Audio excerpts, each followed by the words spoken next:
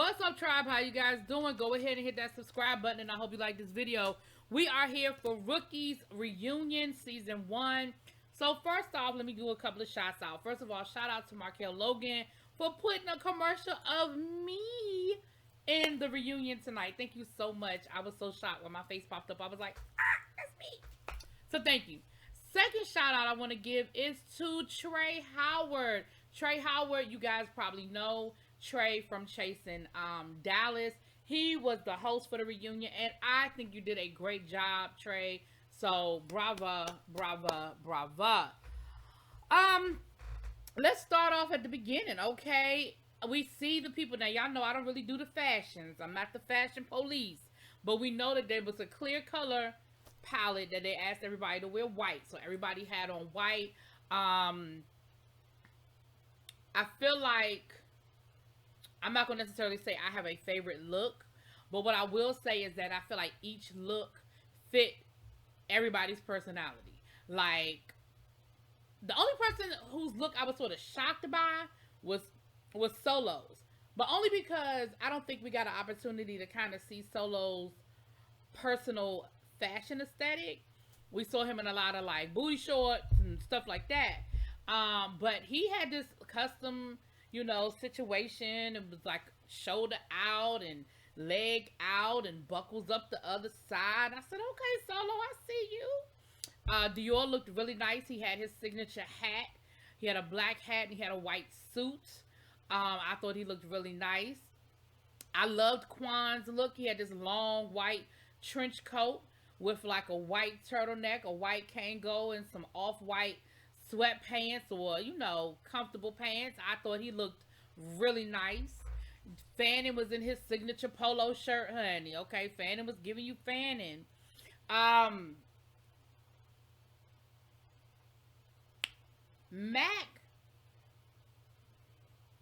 Mac showed up and he had on a white shirt, some white,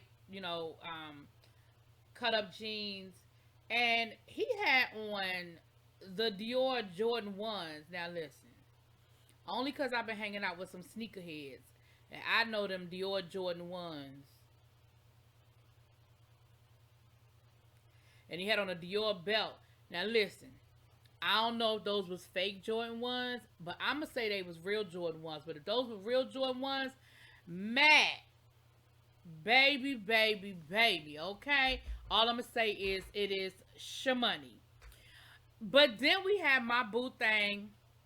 Glenn gave us that blue popping hair. It looks so nice. I love that color on you, Blue. Glenn, I love the blue. You looked really nice. And he had some blue jeans with a blue bag. Glenn, can I get that bag? I'm just saying. That was cute. I like that color, but blue is my favorite color. And some white go-go boots, girl. So everybody was looking really nice. I'm not the fashion police, but there was not one look that I was like, oh, right? So we start off with the pleasantries. We met down to the pool party that won't no pool. Now, we found out tonight that the reason why they didn't get in the pool because it was cold that day and the pool didn't look particularly pleasing. So, all right, I guess I'll let y'all pass because, it's cold and who want to swim in a dirty pool? Okay. They showed, Dior being shady and being a little snippy snappy at Quan, but Quan hung in there. Quan could give it. Y'all know, we remember the clip. And so they talked a little bit about that, about why we being snappy with each other. And Dior said, well, it was just a little light shade. Like, it wasn't nothing serious. It was just a little light. Then we got into the whole Quan Solo situation. And listen, I'm gonna be honest, I'm with Fanning on this one. Either y'all gonna make it work or y'all need to walk away. Cause this back and forth, on again, off again. First of all, can't nobody keep up with that shit. 1 minute y'all friends, 1 minute y'all not. 1 minute y'all cool, 1 minute y'all shading each other. Ain't nobody got time for all that. 1 minute y'all spending the night together, the next minute y'all ain't nobody got time for that. I do feel like maybe they met each other at the wrong time because Quan sounded like he still want to be a playboy. He still didn't sound like he wanted to commit to anything. And Solo was like, well, he keep coming back because it is what it is. And we know on this season, Quan went on a blind date. And Solo was like, he wasn't worried about it because basically he know that Quan gonna always come back. And I feel like they're in this crazy hamster wheel of a relationship. But I think they do it out of comfort. They know each other, they're comfortable with each other, and at the end of the day, they do love each other. I don't know if they're ready to be in a relationship because sounds like Solo's ready for settle down, monogamy. Quan is like, we're young, we're still figuring it out. I ain't really trying to be tied to you. So I feel like Fanning, because Fanning, like I said, Fanning told them, listen, either y'all gonna be together or y'all not, because it's not fair to each other, and it's not fair to everybody around y'all that gotta keep dealing with the ups and downs, the ins and outs, not knowing whether y'all on again, off again, whether y'all cool this week or not cool this week. And I 100% understand that. So I think it's cute, but I think y'all need to figure it out. And if y'all gonna be just friends, I'm not saying y'all can't be friends, but y'all have to be very clear about where that line is that crosses into intimacy. And I feel like both of them do it out of comfort. Been there, done that. I'm just telling you, got the mug and the keychain, okay? Then we got to the question that we all been trying to figure out, this whole group chat situation. Because Matt shows up, and we get to this whole group chat thing. So listen, here's what we found out. Dior started the group chat, and he started the group chat after the pool party. Matt didn't come to the pool party, even though he was invited, but he didn't come to the pool. And that's why he wasn't in the original group chat. Now, Mac and Dior are friends because they have a friend in common. Dior's best friend, one of his best friends, is friends with Mac. So that's how they sort of connected. We find out that Solo and Mac have met and seen each other around prior to this, which might account for some of the tension. Now, I don't want to tell y'all what I think the tension is, because it probably won't even be appropriate to say. It probably would even come off a little rude.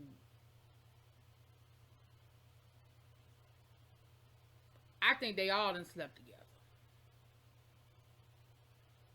And I think that's where the tension is coming from. When Trey asked Mac, well, do y'all know each other? How y'all know each other? Mac wouldn't even answer it. He said, you can ask Solo. And of course, Solo ain't have a whole lot to say. Listen, let me say this. For future reference, if Solo is going to be a part of season 2, I don't know if he wants to come back. I don't know if we having a season 2. However that's going to look. Always put the mic on Solo. Solo always gets the mic. I don't care where the mic is. I don't care what kind of mic y'all have. Solo always needs the mic. Because he talks solo and can't get it solo. And can't nobody hear him half the time. So always get that child. He always needs the mic. So I feel like there is something there between Mac and Solo, and Mac didn't want to say it because I don't think if Mac knew or didn't want Solo to say it or whatever the situation was. Then Fanning wants to know. So then we get to the clip where Fanning said that Dior sent the picture.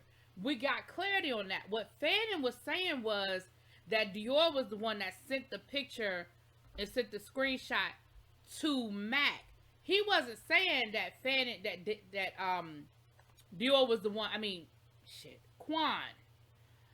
Fanning was saying Quan was the one that sent the picture to Mac because, again, him and Mac are friends outside of the group. They have a mutual friend in common and so forth. But Quan was upset because Quan thought that Fanning was trying to say he was the one that put the picture in the group. Come to find out, Fanning put the damn zebra in the group. And he wasn't trying to blame Quan, but he was saying that Quan was the one that sent the picture. Because let's be clear, Fanning's issue was, who the hell told Mac? Like, it shouldn't matter what we said in the group chat. He wasn't there. And somebody betrayed our confidence of being able to say what we want to say and kind of put it out there by posting or sending him the group chat. So now the question was, well, who sent him the group chat? And it was this whole long, suspense. And come to find out, it was Solo. But we still don't really have clarity because Solo said no. Yes, I showed him the group chat, but he already knew about it. So the question is, how did he know about the group chat? And Max said, well, from the first day of filming, y'all were talking about it. And I feel like that's exactly what happened. Now, again, I don't know. But I feel like we talk about things and sometimes we forget who's around us or who's listening, or sometimes we don't even realize what we said. And I feel like maybe they mentioned a group chat. We do it all the time. Oh, did you see it? I texted you. Oh, it was in the group chat for real? Well, who said that? And da da da da da. Especially if you were in multiple group chats, it happens all the time. So I feel like that's really what happened is that um Mac knew about the group chat, but he didn't know what was in the group chat. And then Solo was the one that actually showed it to him. But Quan was adamant that it wasn't him. So Quan was cleared, and Fannin's comments were cleared. And it looked like Solo was the one that showed Mac the actual group chat that confirmed what I think Mac probably had heard in the wind. I don't know. It don't even matter no more. Neither here nor there. Okay? Then we got a chance to see some some behind the scenes footage or never before seen, and we saw the guys be very, very vulnerable. Dior spoke on dealing with depression and being suicidal. They talked to Solo about his friend who was murdered, that we saw the clip earlier in the season. And then they had a really good conversation about gay and sexuality and femininity and how we all look different. Like, gay isn't a monolith. And everybody needs to get away from that idea that gay is flamboyant or gay is feminine or gay is this or gay is that. You can't look at somebody and tell that they're gay all the time, right? And even looking at this cast, you see the levels, right? You see the levels of that femininity and sexuality and embracing it. And Dior talked about his relationship with his family and coming out, and him and his father and the difficulty in their relationship. And he was very vulnerable. He opened himself up to be very vulnerable. He actually even had to walk off because he was crying and he got upset. Solo, you could tell it was still very hard for him to talk about his friend who had been murdered. And then, Glenn got to talking about, again, the femininity, because Trey was saying, Trey was saying that he deals with that same thing. Because Trey, for those who don't know Trey Howard can be gender bending in his dress, right? And so can Glenn. Glenn can be gender bending. Like Glenn said, he said, one day I might have on heels and a purse, and the next day I might have on some basketball shorts. It's just my mood. It's whatever I feel. And, I don't have a rhyme or reason on it. It's just, I wake up and that's what I want to put on, and I put on what I want to put on.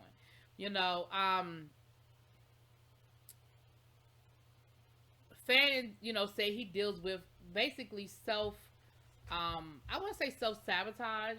He deals with dealing with that he is enough and everything isn't his fault, and so it was a good conversation. Solo said he deals with his anger. Like he has anger issues. So I feel like it was a good conversation, and I appreciate the behind the scenes. It sort of opened us up to getting to know these guys on a different level.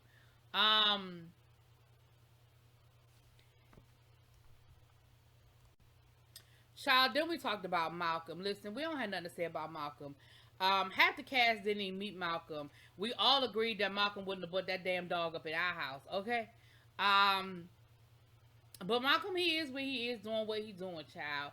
And Fannin said, you won't put him on me. He said, I ain't meet that man before the day we started filming. He ain't my friend. And then we found out that maybe there's a little flirty going on between Dior and Fannin. I don't know. I don't think it's really nothing that deep. But if it is, more power to him, y'all. Work it out. Make it happen. Invite me to the wedding. Shit. Okay? Anyway, that was part 1. If I forgot anything, I'll pick it up in part 2. Because I'm sure we're going to get to part 2, and it's going to be all about that altercation. Anyway, y'all let me know what y'all think. I'll talk to y'all later. Peace.